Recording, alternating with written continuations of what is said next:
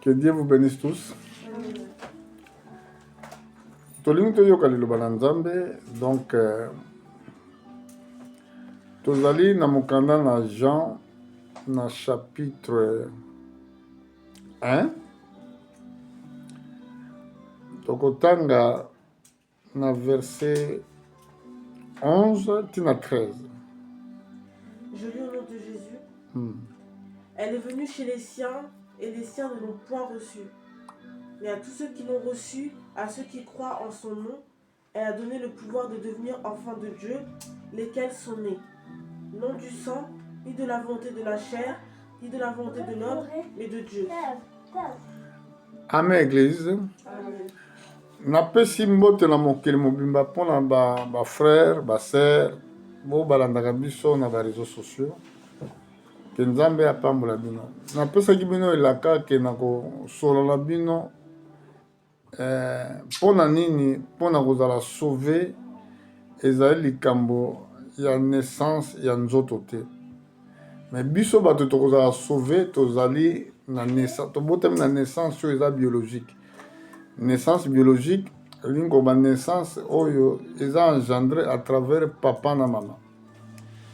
Awa ezalaki réponse oyo epesami na mokili na koloba ete ba oyo nyonso bayambi ye na Jean chapitre 1 na verset 11.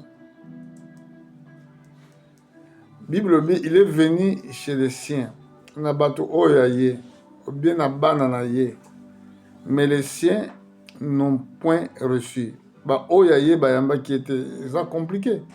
Oye pa ya famille na yo, et famille yango ba boyi ko yamba yo. Eza eloko moko eza terrible. Neti oza na bana, obota bana, sikoyo yo lobi te tikala kende kotala bana na ngai, peut-être nakende koyeba soki bazali malamu. Mais tant qu'on come pas ya banango baboy ko yamba yo. Balobi ke yo za papa na bango te. Et c'est ça eloko elekaki tant notre Seigneur était venu sur la terre, au bien dengi peut te ayer sous le lot. Mais tout le monde dit ce soir, Bible dit mais tous qui ont reçu, ba o ba yambi qui croient à son nom, o bazon di mela kombo na ye, il a donné le pouvoir de devenir, vous voyez, là, et ça cache le mystère, et il a donné le pouvoir. Donc, nous ne sommes pas nés dans ce pouvoir-là. Tous en a pouvoir, on a des temps, mais, il est possible à ceux qui croient à son nom. La Bible dit, il a donné le pouvoir de devenir les enfants de Dieu. Suivez bien, de devenir. Donc, nous ne sommes pas nés les enfants de Dieu. Tozo commandé bana na Nzambe. Ezana bato mingi babakaki ngai naza mwana na Nzambe. Il faut que vous compreniez bien lecture tozo tanga. Le pouvoir de devenir l'enfant de Dieu ezali na ba oyo bazo ndima na kombo na ye. Mais eza kombo moko eza en singulier. Ba kombo ya ba Nzambe baza ebele na mokili. Ba prophète baza ebele na mokili. Mais aba laksa biso kombo moko kaka. Oyo sala ke yokoma mwana na Nzambe. Remarquez, balobi na verset, balobi boye, laquelle sont nés, babandou ko laksa identité na bango, laquelle sont nés, non du sang, ni de la volonté de la chair, vous voyez ici. Donc, bisonio surtout botami na makila. Bisonio surtout botami na volonté à chair. Mais remarquez, ils ne sont pas les enfants ya chair. Remarquez bien. Je répète le verset 13. Non du sang, ni de la volonté de la chair, ni de la volonté de l'homme, vous voyez, mais de Dieu. Donc, biso to botami na volonté ya bato. To botami na volonté ya chair.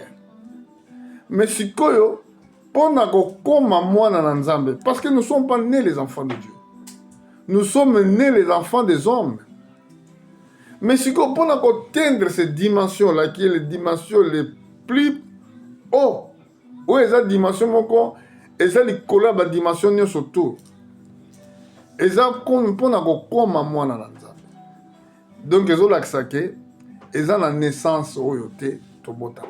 Mais pourquoi eke mutu abotamaki mpo aza na vie éternelle, eke mutu lelo azali kodépendre na vie wana lisusu te, azali kodépendre soki mutu wana ndimi, soki ondimi nde okoki kokoma mwana na nzambe. Yango ka nayokaka batémoignage ya bato oyo bakufa, parce que franchement soki otali na baréseaux sociaux be na YouTube okoremarke beaucoup d'expérience ya bamort imminent.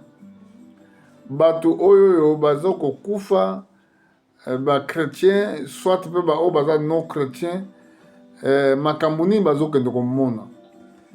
Donc frères et sœurs, l'enfer eza une réalité, paradis mpe eza une réalité, mais ezodépendre na yo mutu ntango ozovivre na mokili nzela nini yo okoki kopona. Soki ozopona nzela ya lola ekomanifeste na misala na yo, soki ozopona mpe nzela ya enfer ekomanifeste na misala no, mais ezali réalité.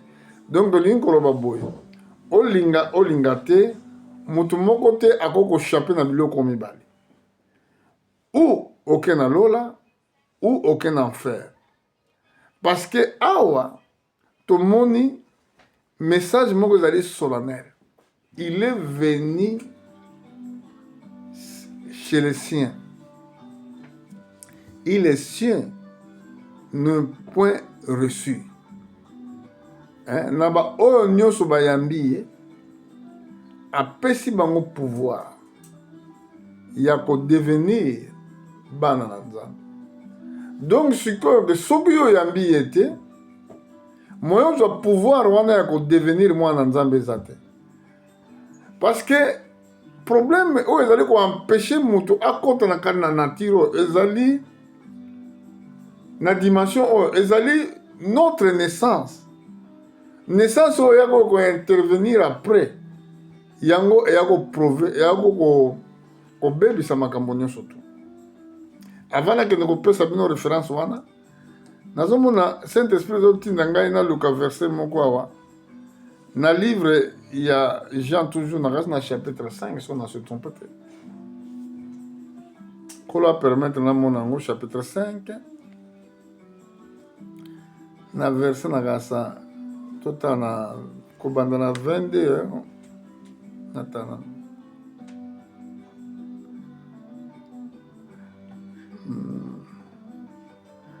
na ebité ezoloba na gasa na verset 25. En vérité, je vous le dis, l'heure vient et elle est déjà venue où les morts entendront la voix du Fils de Dieu et ceux qui l'auront entendu vivront. Continue. Car comme le Père a la vie en lui-même, ainsi il a donné au Fils d'avoir la vie en lui-même. Verset 27. Et il lui a donné le pouvoir de juger parce qu'il est le Fils de Dieu. 28. Ne vous étonnez pas de cela, car l'heure vient où tous ceux qui sont dans les sépulcres entendront sa voix et en sortiront. 29. Ceux qui auront fait le bien ressusciteront pour la vie, mais ceux qui auront fait le mal ressusciteront pour le jugement. Mais problème eza awa omoni déjà esika bato bakendaka yango. Awa Yesu azolakisa ke azalaki na aza kotenir pouvoir ya kojuge bavivant na bamort. Bavivant elingi koloba ke biso toza na vie, et puis bamort baoyo bakufaki déjà ntango ayaki alobaki na bango ndenge wana. Donc sikoyo babiloko oyo makambo mibale na vie ya moto nyonso tu eza difficile olobaki kochape yango. Pouvoir ya jugement kolo moto aza nango. Donc sikoyo Bible lobi oyo basalaki malamu, je crois. Dans verset 29. Ceux qui auront fait du bien, ils ressusciteront pour la vie. Mais ceux qui auront fait du mal, ils ressusciteront pour les jugements. Donc, il y a un soki na mukili awa, osalaka mabe, moyen au ressuscité pour la vie ekozalate. Mais pour la sala malamu, étant que nous sommes nés dans une nature pécheresse, et ça très difficile. Parce que Bible obi ba oyo bayambaki ye apesaki bango pouvoir de devenir. Donc quand on a commis enfant de Dieu, aucun jugement dans les coronaires. Tant que on a mwana na Nzambe, ceux qui ont jugé, ils ont la récompenser. Parce que la récompense est dans le dernier côté. Mais bato bazo sala mabe oyo balingi koyoka mungongo na Nzambe te, résurrection na bango ekozala toujours na sika passe. Donc yangwana étant que serviteur de Dieu, je viens toujours dans l'église koyebisa bango danger nini église de parcourir une fois que les gens ne veulent pas croire. Alors où est qui m'a bé parce que to botamaki na bomo ina seko tant Nzambe a créé qui Adam et Ève bazalaki na vie éternelle liwo ezalaki kati na bango te siko ndenge nini mabe wana ekotaki nakokende na Genèse na chapitre 3 mpo nyonso eza na ebandeli tout omona na mokili eza na ebandeli eza na ebandeli ya mutu eza na ebandeli ya biloko nyonso tu tozomona na mokili mais biso mpe bato toza na ebandeli mpona koyeba ebandeli ya mutu fo okende na Ancien Testament esengeli kuna koyeba mpona nini lelo monde ekoma eza ndenge ezali epuis mpona nini bato balobaka ke mpona kobika fo makila ya Yesu. Est-ce que ma problème ya makila ekointervenir wana pourquoi naza na mokanda nano na Genèse chapitre 3 nalingi natira attention na bato babalaka obi bato bazobalana fo koyeba mystère oyo tobandi yango na verset 15 na verset 16 makambo nazoloba lelo oyo bato mingi balinga kote yango te me ngai nakoki kozala privé nakoki moto akoki koprive ngai te mpona aloba vérité oyo botanga je mettrai inimité entre toi et la femme, entre sa postérité et sa postérité. Celle-ci t'écrasera la tête et tu lui blesseras le talon. Il dit à la femme, j'augmenterai la souffrance de tes grossesses, tu enfanteras avec douleur et tes désirs se porteront vers ton mari, mais il dominera sur toi. Donc, awa tomoni esika mabe kotaki. Tu comprends là, awa so totangi écriture par la grâce de Dieu. Tomoni ke mwasi azalaki na zemi. Mwasi ni azalaki na zemi azalaki Ève. Zemi oyo azwaki ezalaki ya Adam. Dès le départ, tomoni ke eza mélange ya deux semences. Parce que awa yoka, je mettrai inimitié entre toi et la femme. Awa bazoba na serpent ancien na mwasi. Mwasi en général. Mais mwasi yango mpe azali typologie à l'église. Entre ta postérité, vous voyez, là on voit maintenant la autre postérité où ezalaki te na création. Parce que postérité où ezalaki eloko où ezalaki na création, Dieu créa l'homme et la femme. Ça c'est juste. Mais autrement la deuxième postérité où il faut intervenir awa ezali te yango ezalaki na création. La Bible dit entre ta postérité et sa postérité, celui-ci t'écrasera la tête. Azo dressé maloba oyo pas serpent ancien. Que la tête de serpent. Mais quand il parlait de la tête de serpent, il parlait aussi de la postérité de la femme qui écrasera la tête du serpent. Il tue. Maintenant, ce que le serpent va faire, il tue, il blessera les talons. C'est pour cela que tes ennemis, ils t'attaquent seulement derrière. ton ennemi ne pourra pas t'attaquer devant. Même dans la nature, on peut voir ces mystères.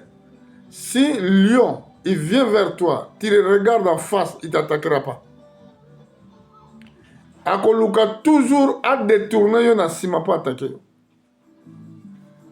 Ça, c'est l'image des serpents qui nous attaquent toujours derrière. Sauf qu'on a des camarades, il y a plusieurs des amis. Qu'on a des camarades de belé. Mais toujours, on a attaqué quand on a sima. Tant qu'on a attaqué, tant qu'on a sima, tant qu'on a attaqué, il t'attaque. C'est ça ce que fait le diable. Il dit à la femme, j'augmenterai la souffrance de tes grossesses. Tu vois? Et c'est pour cela les femmes même. Pour pas que nous bottons la souffrance. Bazaki dans la souffrance pour nous botter. Mais à cause du péché, souffrance est à base de baki sama.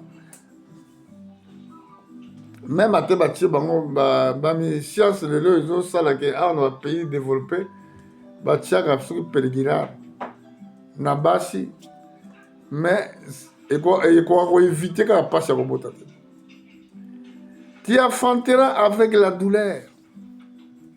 Voilà, et ce sera un problème d'aller. Il te désire, se portera vers ton mari, mais il dominera sur toi. Là, il parle de désir de la femme, qui se porte vers son mari, et le mari domine sur elle. Et là, on voit maintenant, c'est là que ça qui intervention, l'autre n'est pas mon ennemi, il a intervenu. Ou bien à côté qui, quand il n'a pas être humain, mais dès le commencement. Si vous avez la science, vous posez une question. Ce que moi, la Bible dit, il fait même corps avec lui. C'est ça que dit les Écritures. Parce que pourquoi l'homme aujourd'hui face à la sauver par le sacrifice des sang de Jésus. Sans quoi, ça les exate.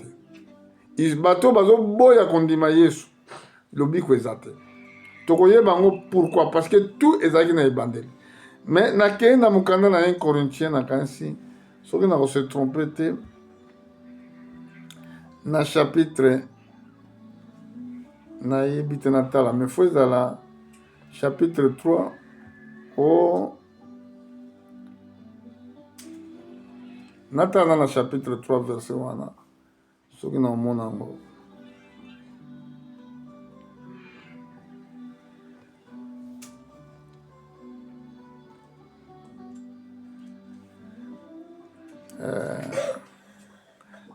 na kasi na chapitre 6 na chapitre 6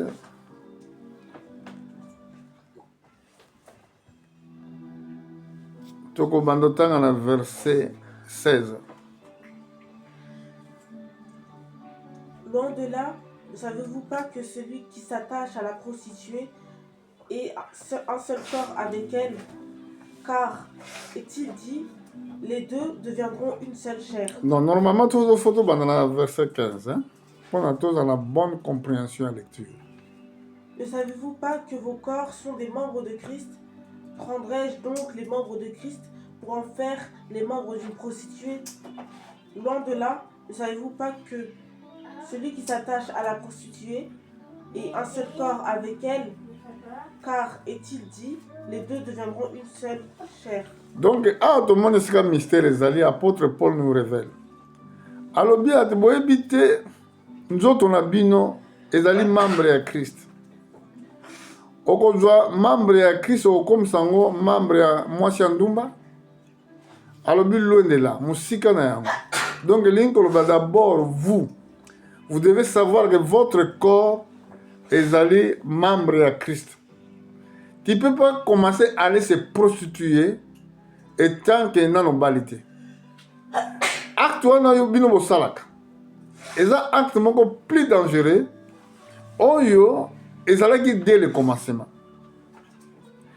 La Bible dit, loin de là, donc mon dimiako salangote. Ne savez-vous pas que celui qui s'attache à la prostituée un seul corps avec elle. Car est-il dit les deux, voilà, les deux deviendront un seul chair. Donc, comment un seul chair, comment tant que bac, non. Bon, alliance, na mariage, tu sais que alliance c'était pour l'alliance, au moins alliance n'a yango, to komi, nous autres moko, non, non, non, non, non, non, pas jusqu'à là. Ça, c'est un mystère. Donc, tant que yo s'attache na moi, si na yo, nde na bongo nde bo komi nous autres moko. Mais si ko tant que yo za no balité, tant que ozo s'attache na mibali mosusu, yebange ozo sa la bango nous autres moko. Et c'est là qu'il y a un problème dans la vie à battre. Et c'est mingi, bazana ba reçu du temps à cause de ça. Donc c'est un likambone, faut c'est un véritable, faut muto yambu la penza. C'est pour cela que vie n'a pas comme un problème. C'est ça qui était au commencement.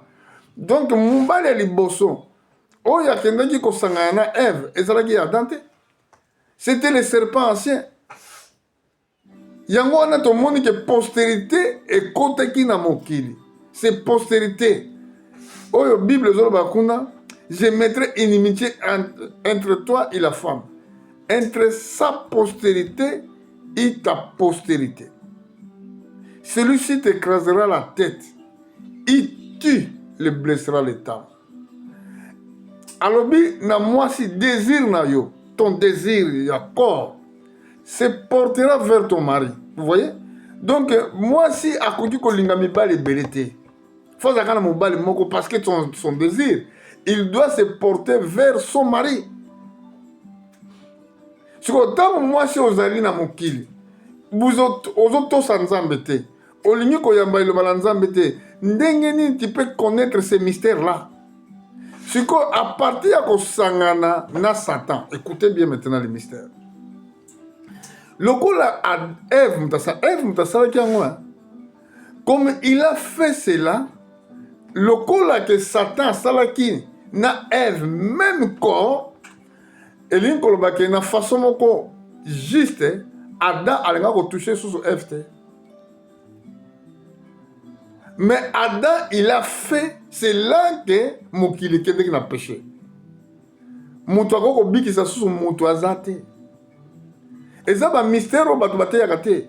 Et même moi, par la grâce de Dieu, je le prêche afin que le peuple de Dieu sache ce qui était passé au commencement.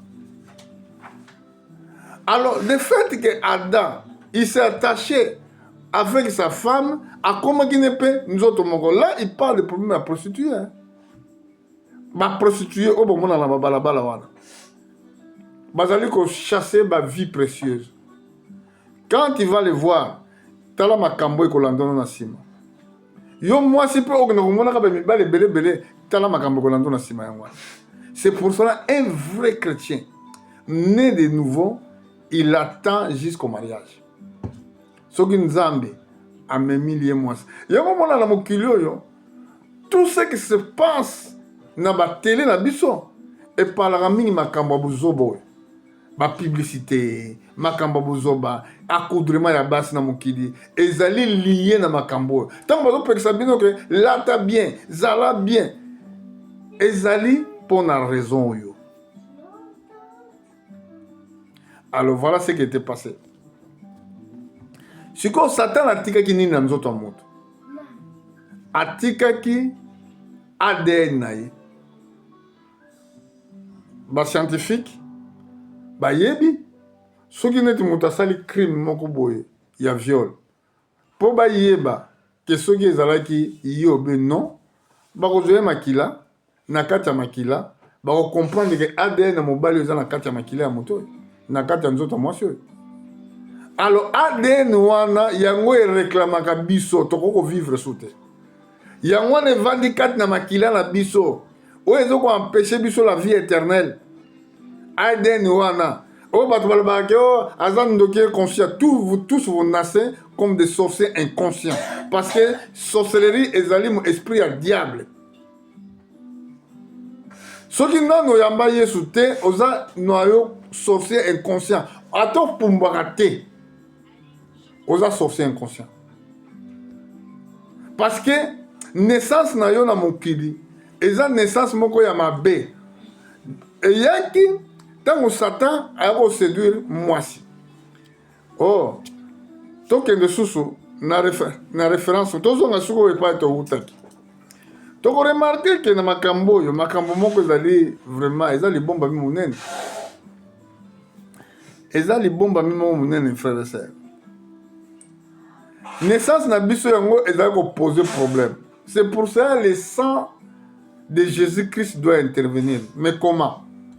Nzambe ntango asalaki acte wana, ntango amonaki acte wana, qu'est-ce qu'il a fait? Abomaki nyama wana asopaki makila, adieu alatisi Ève, alatisi Adam bilamba mwana na pate.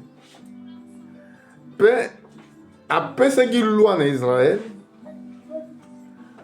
Remarquez la loi qu'il avait donnée. Nakasi dans le Lévitique, chapitre 17, je crois. Après ça, la loi en Israël. Je vais aller chercher ce verset-là.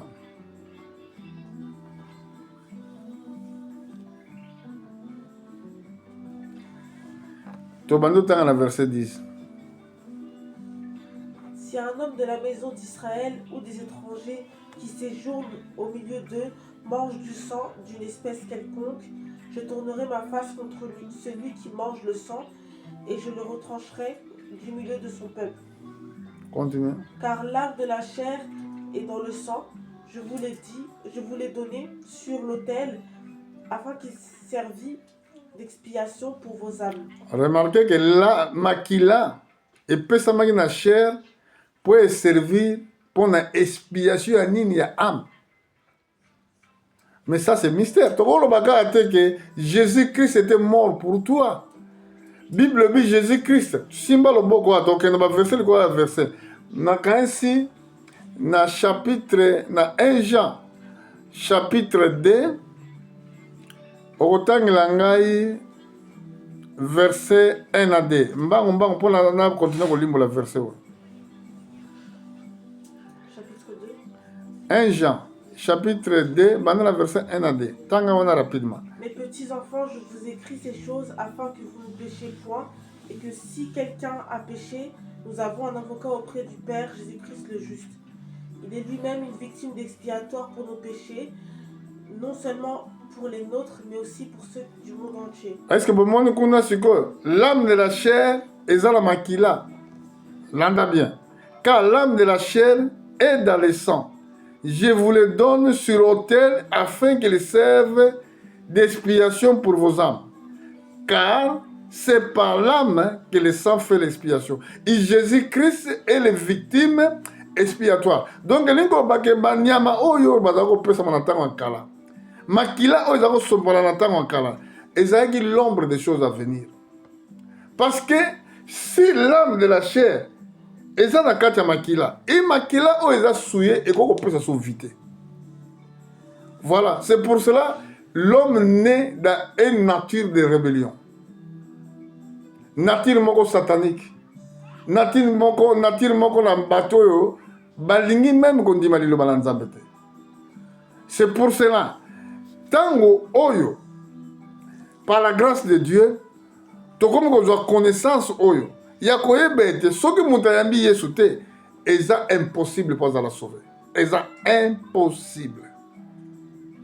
Parce que ye moko na makila na ye azali koporte makila ya mopaya oyo bazalaki déjà maudit dès le commencement. C'était diable. Vous voyez? C'est pour ça que tu as un Jean. Donc, quand vous comprendre bien les lots, ma communauté, dans Jean chapitre 1, est-ce que tu as dit? Bible a expliqué biso et le comment mutuya. Yesoye et pas na ba oyaye. Mais ba oyaye ba yambi ete. Yo ont refusé le banaye, yo kali le bananzambe. Donc aye pour na ko sauver yo. Aye pour na alongola yo na condamnation. Oh zala ngona makila. Parce que une fois que quand il croit, Soko ndimi ye asali expiation ya masumu na yo oyo ezalaki dès le commencement. Donc lingo ba péché adamique. Ye akosala expiation. Donc makila na ye eko remplacer makila wana oyo ya yo ezaki suye. Comment? Parce que l'âme de la chair ezala makila. Mais eloko ni ekozonga par la suite, c'est le baptême du Saint-Esprit. Parce que le Saint-Esprit ezali l'âme de Dieu. C'est l'esprit de Dieu. Sikoyo yango kat nango ezala makila ya Christ. Elingo lobake okoko jwa substitution ya makila na yo par ton nature humaine. Oko vivre ressources ndenge batamokili ba vivre te. So ozaki ndumba okoza so ndumba te. So ozaki moyibi okoza so moyibi te. Soko moni mutu oyo azobaki andimi Yesu. Il continue à vivre comme il était avant. Donc mutu a cette expérience oyo te. Vous voyez? Je ne sais pas. Est-ce que vous le comprenez? Vous comprenez très bien? Bon, il y a la Bible. Il est venu chez les siens. Et les siens n'ont point reçu. Donc, yo ozali mutunaye. Ayaki epai na yo. Mais yo boko yambaye. Ndenge okolobaki na boye ko yambaye. Mais oui, quand il refuse sa parole, tu les refuses. Tant que tu les refuses. Quand on te dit que crois la parole de Dieu, toi tu ne crois pas, tu les refuses. Aux hommes. Remarquez. Mais tous ceux qui ont reçu, ceux qui croient à son nom, il a donné le pouvoir de devenir les enfants de Dieu, laquelle sont nés, non du sang, ni de la volonté de la chair. Vous voyez? Donc, eza susu, tango yo yambi ye, et annulé mbalamoko la naissance aux agi biologiques, spirituellement. Yambabe, laquelle sont nés, non du sang, ni de la volonté de la chair, ni de la volonté de l'homme, mais de Dieu. Vous voyez? Donc, mbalamoko oglongwe na étant que moi na mutu. Okomi mwana na nzambe. Mwana na nzambe adoptif. Donc Dieu maintenant a adopté yo na royaume na ye. Mais yo mtuzaki né enfant de condamnation. C'est pour cela l'évangile est prêché. Nakei rapidement la mukanda na Marc chapitre 16 na verset 15. Landa bien texte écriture. Puis il leur dit, allez partout dans le monde et prêchez la bonne nouvelle à toute la création. Celui qui croira et qui sera baptisé sera sauvé, mais celui qui ne croira pas sera condamné. Vous voyez la raison à moi évangile? Bible dit, après ce qui ordre pas ma porte. A Bible que na mokili mobimba côté évangile na toutes les créations.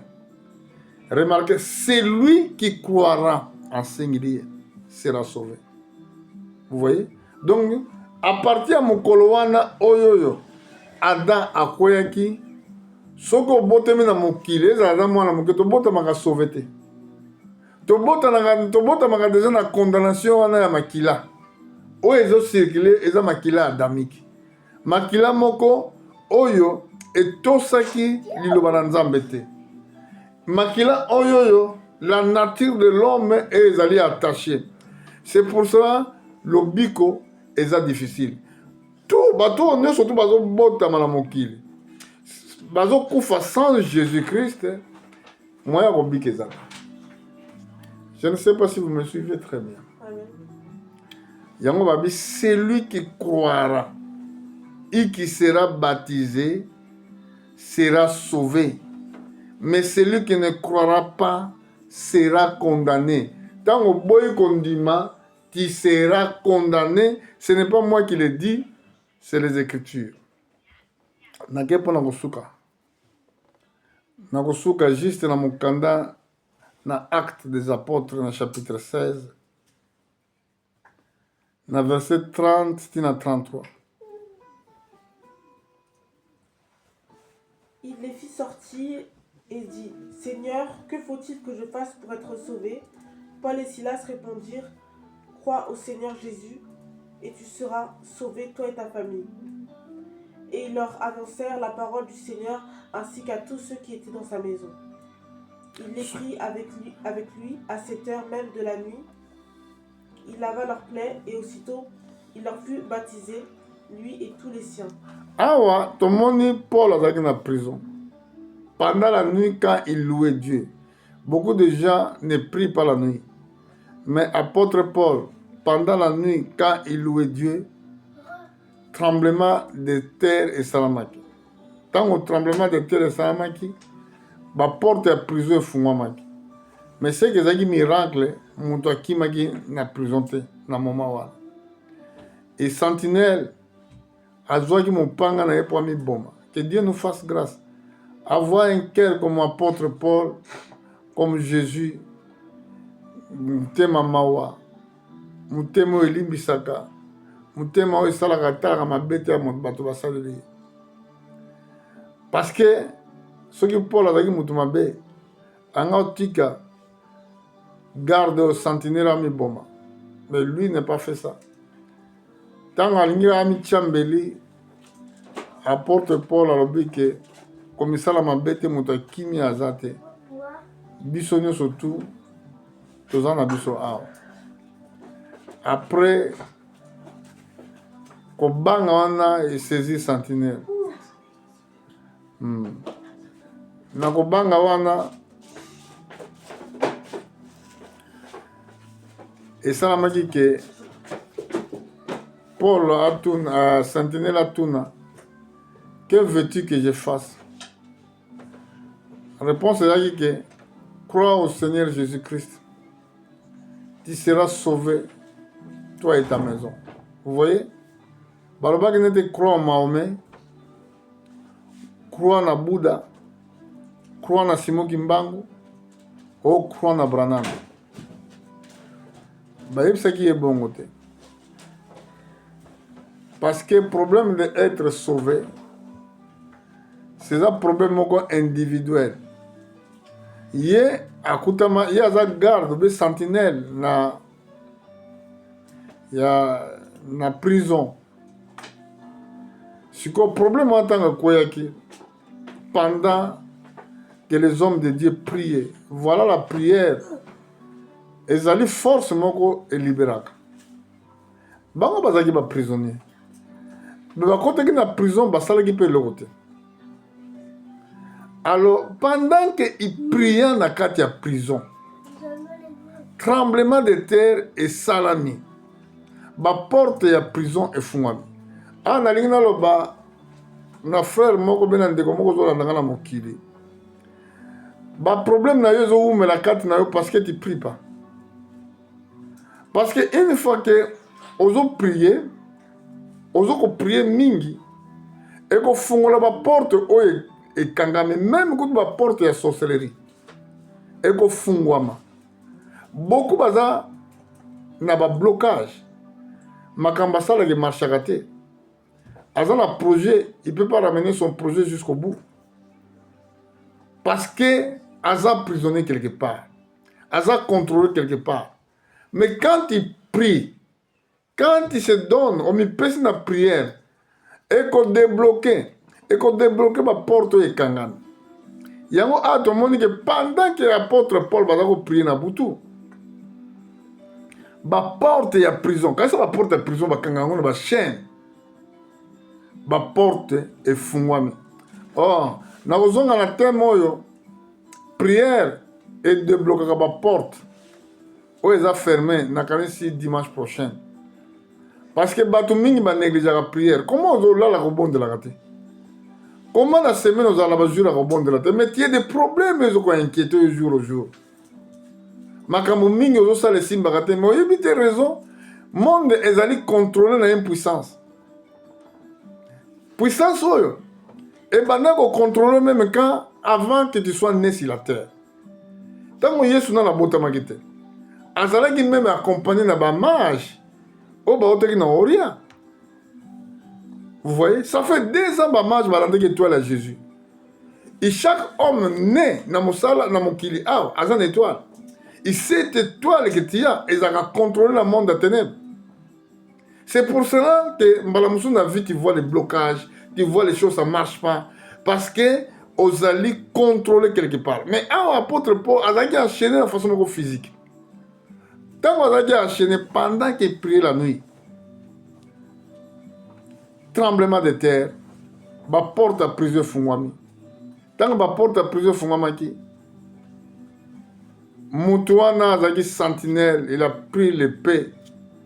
Abia Esili, Avaba Bomanga, Fonami Bomananga Moko. Aline comme Tchambeli, apôtre Paul a gagné comme ça la mabete. Tozalia au Moutouaki Miazat. Ah! Ba Pelisi Mwinda, ba Bimisi Paul, Bandamoni Sotali, na verset 3, Paul a gagné na ba pota. Donc, là, il y a une souffrance. À passer que Boutou na prison, na ba pota na nous autres, ba bête qui est. Mais à ça, il n'y a rien. Parce qu'il portait la bonne nouvelle. Voilà la raison. Nazoro banayo frère Nangas partout dans le monde. Mbala mususu oza victime na musala osala ka nzambe. Bato bazo finga yo. Bato bazo kosilo makambo. Bato bazo yina yo yikaka ampiko. Nzambe na yo azana bomoy. Nzambe akotika yo te. Remarquez apôtre Paul. Na ba pota.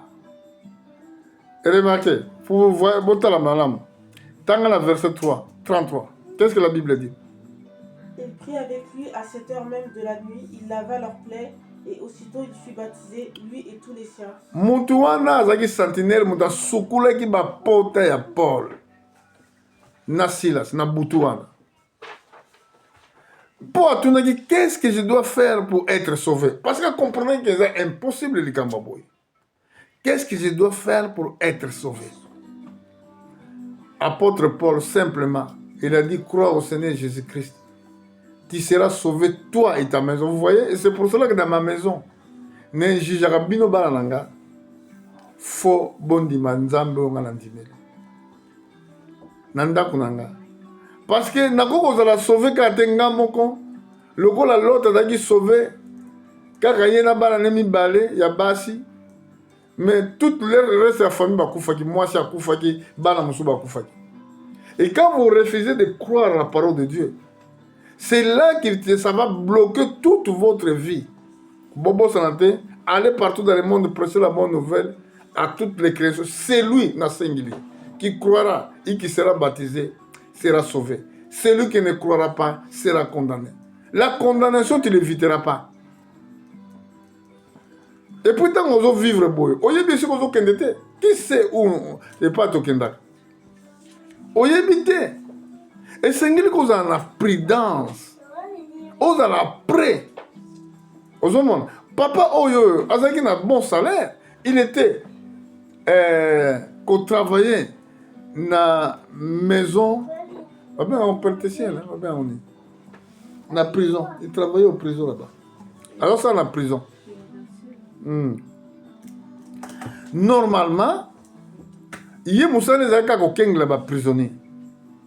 Mais mukolo wana la butu wana ezaki mukolo nzamba bongisa maki pona abongisa ki pona ko bikisa ye. Bon nzamba bongisa ki pona ko bikisa ye nanzela nini? Nanzela souffrance à un serviteur oyo ba ko tabasser na place publique oyo ba ko humilier ba passer bilamba tikali ndenge wana bolumbu pona tina Jésus Christ. Soko lingi tanga ngo bien banda soko ko kene tanga na ndako na banda na verset 16 humilié publiquement azangi emprisonné na kati ya prison. Il n'a pas insulté Dieu, il n'a pas dit que on nzambe po no saki nga boye po no tika ba passer simba ngai aba po saka nzambe merci parce que na mokili nous allons souffrir. Mais nous avons des souffrances à Moussel na nzambe wana ezalaki pour permettre ezalaki canal oyo ke nzamba afungolaki pona cette chef ou bien gardien ba prisonnier à la sauver na mwasi na bala. Yango l'apôtre Paul alobi tout concourt au bien ceux qui aiment Dieu. Malgré au za ba problème sur marché te pesaka nzambe merci na vida. Bon, en tout cas, verset on a pas sabino pona au succès ça pena terme malaxi oyo na Jean chapitre 12, Mikolo Totanga version Aming. Jean chapitre 12, Tokobando Tanga na verset 46. Risque Zanini quand il refuse de croire la parole de Dieu. Quand il voulait vivre selon ta propre volonté. Risque Zanini. Parce que Tozali n'a pas volonté mi bal. Tozali a obé mi sato même. Tozali la volonté humaine, volonté satanique, tozali la volonté de Dieu. Mais bato bakoza sauver ba o bazali attaché na volonté ya Nzambe. Pas le reste.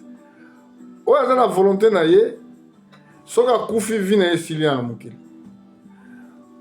O aza la volonté ya Satan soka kufi vi na ye esuki na mokili. Bokene tanga na kasi na 1 Jean chapitre 2 à partir du verset 15 tina verset 18 na kasi. Mais oh yazo ça la volonté ya Nzambe yende mutazali ko demeurer mais éternellement. Alors si vous écoutez votre propre volonté, regardez ce que la Bible dit. Tangalanga la banana verset 46. Je suis venu comme une lumière dans le monde afin que quiconque croit en moi ne demeure pas dans les ténèbres. Si quelqu'un entend mes paroles et ne les garde point, ce n'est pas moi qui le juge, car je suis venu non pour juger le monde, mais pour sauver le monde. Celui qui me rejette et qui ne reçoit pas mes paroles à son juge, la parole que j'ai annoncée, c'est elle qui le jugera au dernier jour. Ah, Barbie, la parole que je vous annonce. Jésus a témoigné qu'il y a une lumière à Moukil. Il y a sauver l'humanité tout entière. Albaki na motu nyonso azali kondima ye akodemere na ténèbre tout le monde. Donc c'est que l'inkolobake monde oyo eza kati na ténèbre. Ténèbre linko c'est le diable. Azali père de mensonges. Oyo yo ameme mukili mobimba. Ba marcher na ma trace na ye. Mais si soko ondimi ye elinkolobaki va comprendre. Oko vivre sur la ténèbre. Elinkolobake ténèbre kolonga na misu na yo. Okoyeba, obi batu pour l'année lelo et dans la batu, baso ko comprendre même pas politique à monde. Politique à monde yo, baso comprendre en côté. Ba politicien, o basa la politique. Avant basa la politique, basa la ba relation na bango, basa na bango na monde de stress, na monde de ténèbres. Alors, pendant ko yeba monde ndenge tambulaka. Et sengeli kaka c'est pour cela qu'il a dit, si quelqu'un attend ma parole, il ne garde point. Dieu n'est pas dictateur. Hein? Si tu écoutes la parole, tu ne les gardes pas. Ce n'est pas moi qui les juge, car je suis venu non pour juger le monde, mais pour le sauver. Pour sauver le monde. Voilà, Jésus était venu pour sauver le monde, sauver l'humanité tout entière. Celui qui me rejette et qui ne reçoit pas mes paroles, à son juge, la parole que je vous ai annoncée, c'est elle qui les jugera au dernier jour. Il y a, nous surtout à aller dans le dernier jour, vouloir comme non. Mais tant qu'on commence le dernier jour, c'est là que la parole et le chemin que tu avais choisi. Que Dieu nous fasse grâce. Et que notre dernier jour, nous avons jugé Bissoté. Mais tous à la sauver par sa grâce. Que Dieu vous bénisse. Que Dieu bénisse mes frères partout dans le monde. Suivez toujours nos prédications dans les réseaux sociaux. Que Dieu vous bénisse tous.